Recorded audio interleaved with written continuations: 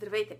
Днес си говорим за това как да избирате своите минималистични обувки, така че те да пасват най-добре на естествените функции на вашето човешко стъпало. Нашето стъпало с своите 33 стави, 29 от които подвижни и стотици други структури, връзки и мускули, има нужда от добър дом. За съжаление, много от вас вече разбират, че обувките, които носим ежедневно, никак не пасват на естествената структура и функция на човешкото стъпало.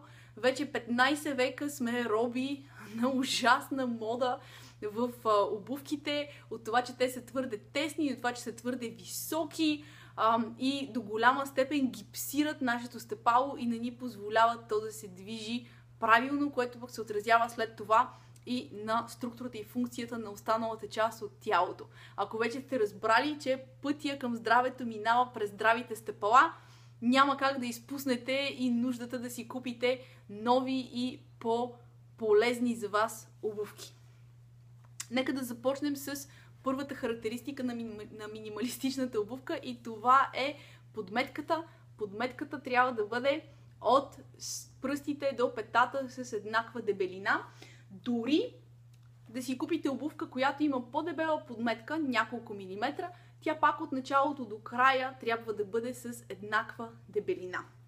Съответно, давам пример, това е обувка, която не е минималистична, с по-голяма дебелина при петата, отколкото при пръстите, докато това също е мъжка обувка, която пък е минималистична, с еднаква дебелина от началото до края. Освен дебелината на подметката, следващото нещо, което търсим в минималистичната обувка е достатъчна ширина при възглавничката. Ако погледнете своето човешко стъпало, ще видите, че то отпред става по-широко. А пък някак си странно, огромна част от обувките са направени така, че отпред стават по-тесни. Това се дължи на културни норми, на различни схващания за това какво е красиво и какво не. За съжаление обаче, огромна част от обувките не могат да поберат нашето стъпало. Затова трябва да измерим от основата на първия до основата на петия пръст каква е ширината тук и тази ширина да може да бъде съответно такава при обувката, каквато е и при нашето стъпало. Можете да изрежете от лист хартия вашето стъпало, когато отивате да си купувате обувки и да пъхвате този лист хартия във всяка една обувка. Давам ви пример тук с две обувки. Едната е атлетическа обувка, която обаче за съжаление е доста по-тясна, отколкото минималистичната обувка, която съм си купила, за да ходя с нея из града. Ако напаснам тази обувка върху моето стъпало, ще видите, че тук остават може би около сантиметър и половина от моето кръче, които стърчат от тази обувка, докато другата обувка, която е предвидена за достатъчно добра функция на възглавничката и пръстите, позволява предната част на ходилото да пасне вътре в нея. Следващото нещо, което искате да видите, е дали отпред обувката се стеснява или не.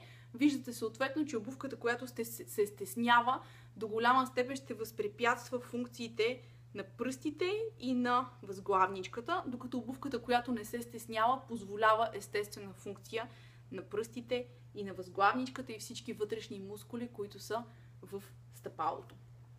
Следващото нещо, което следим, малко да понаглася, е дали отпред няма повдигане.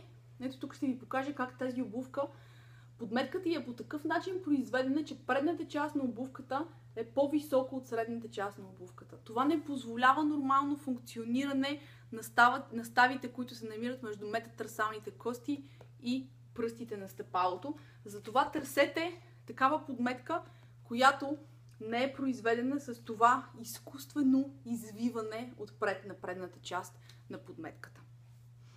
Друга важна характеристика на добрата минималистична обувка е тази обувка да бъде закачена отгоре за стъпалото. Ако вземете, например, един такъв чехъл, тип прашка, той също може да се характеризира като минималистична обувка. Лекичък е, сгъва се, Отпред пръстите не са по-високо от петата, има една и съща дебелина от началото до края, обаче пък отгоре по никакъв начин то не се захваща за кръчето, което пък възпрепятства правилната функция на флексорите на стъпалото. Затова търсете такъв тип отворена обувка, която да има къищици, с които да се захване за глезена и за горната част на обувката. На стъпалото. Ето така. Да има някакъв тип захващане за глезена, освен да има нещо отпред между пръстите. Важно е обувката също така да се сгъва. Една минималистична обувка трябва да позволява сгъване при възглавничката. За съжаление, голяма част от обувките, когато ги хванете, ще видите, че естествено производителя е предвидил сгъване зад възглавничката, а не при възглавничката. Тоест следете дали там, където е вашата възглавничка, обувката се сгъва или по-скоро е произведена така, че да се сгъва зад възглавничката.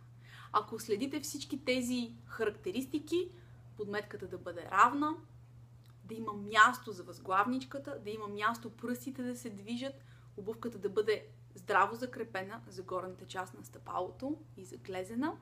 Също така да има достатъчна подвижност и да се сгъва тази обувка, където е мястото, би трябвало да се насладите съвсем скоро на много по-приятно и здравословно ходене, отколкото преди с вашите гипсиращи обувки.